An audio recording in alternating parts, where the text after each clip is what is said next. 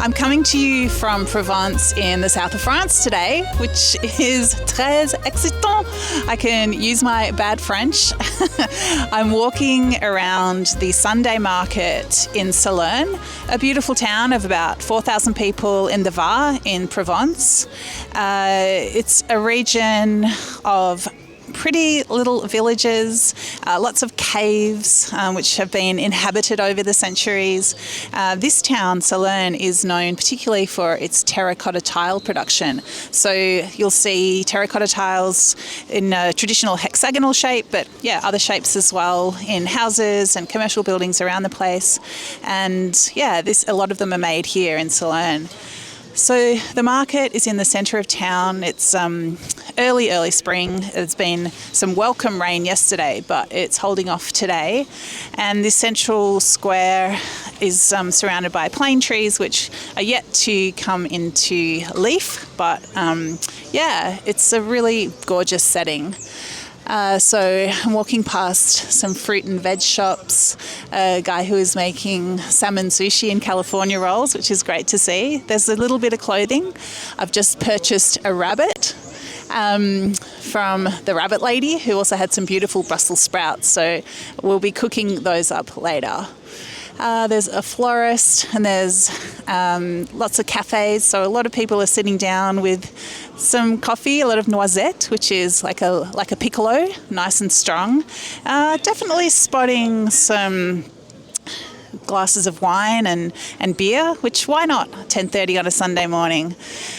One thing that is really remarkable about these French markets, and indeed French food shopping in general, is it's so much cheaper than Australia. So my friends just went into the artisan boulanger to buy some supplies. So 2 loaves of bread, a baguette and another nice big breadstick, a couple of brioche, a couple of croissants, a couple of pain au chocolat, and 2 local cakes, a tarte aux tropéziennes, which is like a brioche sandwich with cream, and a tarte pignon with pine nuts. That whole bounty was €14, so $22 or $23, and it's just remarkable. I think I reckon I'd be paying $60 for something like that from an artisan baker in Melbourne. So I don't know, it's good. Roast chicken stalls are a bit of a feature of these town markets. So there's a gorgeous rotisserie chicken going with 4 gleaming, dripping rows of chooks. There's potatoes underneath that are being basted in chicken fat, absolutely delicious. We bought one of those yesterday and had it for lunch, and then turned the bones into a stock, which was so much flavour, these beautiful roasted chooks.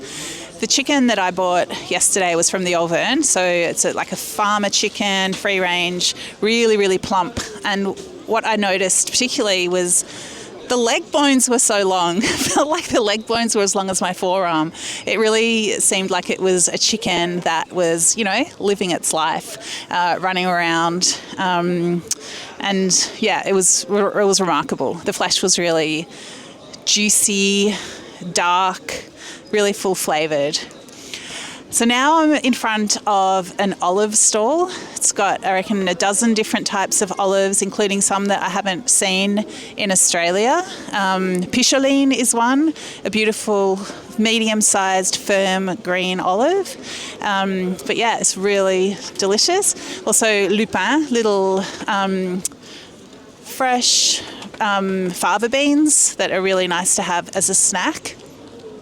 There's an open-air cheese stall, so it's just amazing to see these beautiful cheeses, Tom de Chèvre, a Comté, in the open air, and some saucisson. We saw this same vendor yesterday at a market in Oops, another nearby town. It was absolutely freezing yesterday, so we shivered as we bought our Comté and saucisson. But it was, beautiful Corsican sausage, really, really plump and juicy, although also so firm, gleaming and glossy with lots of pepper. It was fantastic. There's also a paella stall, so I suppose saffron is grown around here as well. We went and bought a truffle yesterday, and the same farmer cultivated saffron, although he's had a bit of trouble with pests this year. But saffron is always such a pernickety crop. And I love the stall that I'm in front of now. It's sausages and pâte croûte, salade de museau, which I wasn't sure what museau meant, but it means a muzzle. So I assume it's some kind of pork snout preparation. It looks... Bonjour. Guten Tag. Bonjour, guten Tag. Je suis australienne. Je fais un podcast maintenant. Ah oui. Non, c'est bon. Mais vous parlez allemand? Pourquoi vous parlez allemand? Un petit allemand. Plus de français et l'anglais. Ah d'accord. Oui, et vous? Je parle pas anglais. Ah oui, mais vous... Si, c'est tout. Voilà. Good morning. Okay, good morning. À tout à l'heure. Very friendly locals. There's so many beautiful sausages here, some of which I know, like a beautiful boudin, like a blood sausage, a tripe à la Provencal, a really nice pressed, looks like it's got a lot of paprika in it, sort of pressed tripe. Lots of beautiful sausage, jambon, which is ham, tête de cochon, beautiful pig. Everything just looks really tasty. The veggies look good, so I suppose, coming out of winter, produce is starting to spring with us. Still a lot of, what is there? There's beautiful leeks, lovely cabbages, lots of potatoes, and radishes, which you just see everywhere. I also love the citrus. So not all of that is local, but we have seen oranges and mandarins around. It's just a gorgeous scene. I really love France, and I love shopping for food in France. I'm so lucky to be staying with my friends Claire and Alex and doing lots of cooking. Thanks for hanging out with me in Salernes, and I will catch you soon. À tout à l'heure.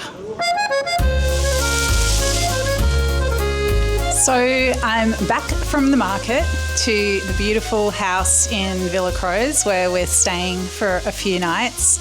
And got to say, unwrapping the rabbit was a little bit confronting because everything was there. So the organs, the liver, the kidneys, the heart, it was all inside the body of the animal. But I saw that in the market and I could get my head around that, but so to speak, because when I further unwrapped the rabbit, the whole head was there, including the eyeballs, which were regarding me with some dismay. Anyway, I think that's fine. I think, if you're eating animals, you really need to confront the reality of what it is that you're doing. An animal comes as a whole, and I think, the meat eaters should deal with the whole. So I'm good with that. But I'm not an experienced rabbit cook. So butchering the rabbit was something I felt my way through. I checked out some rabbit recipes. Most of them seem to suggest breaking the rabbit into 4 pieces. So I did that. I got the organs out first. It was pretty easy to take out the kidneys, the liver and the heart when I got up that high. Just snipping the membranes around those organs with the point of a sharp knife. So I've got those in a bowl and I'll sizzle them up in some butter and they can be a little adjunct to our rabbit stew that I'm making. Cutting the rabbit into 4 pieces was, not too bad. Needed to find my way around the structure of the rabbit, but I got there and I'm pretty happy with the 4 pieces. I've seared those off in a pan in some olive oil just to brown them, and now I am sautéing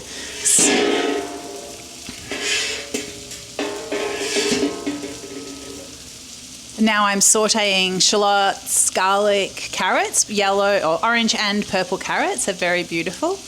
I'll cook those up I'll return the rabbit to the pan shortly, add some wine and some of the chicken stock that was made with yesterday's poulet rôti. It has so much beautiful flavour. It's so rich. that beautiful chicken that was roasted on rotisserie at the market. It's good to eat once and fantastic to get a second go at it with this beautiful stock. What can I say? Like, cooking is a pleasure for me, but cooking local produce sourced at a market from local providores it's really connected, it's really beautiful. I got to use my schoolgirl French at the market to buy mon lapin, and now I get to cook it up and drink it with some bain. So let's check in once rabbit is on the table. Well, I'm sitting at the table with a bit of a feast, and a feast has been something of a theme of my time in Provence. Lapin au vin rosé avec carottes, peut-être we can call it. So let's taste it. It's really white meat. I've got the front leg and I don't know, the front thigh, I guess the forearm, the hefty shoulder of the rabbit. The meat is really quite white, and I've got to say it's pretty good. It was brought up to temperature on the oven and then put in on the stove and then put in the oven for about an hour. Most of that time uncovered, and then the rabbit taken out, the sauce strained and reduced, and it's really delicious. I'm really excited that I bought a whole rabbit, butchered it, not quite expertly, but effectively, and cooked it up for my beautiful friends, Claire and Alex, here with my boyfriend, Rob, and we're enjoying a beautiful meal in France. How is it, everybody? Delicious. Succulent. Good. Thanks for hanging with me in France. À bientôt.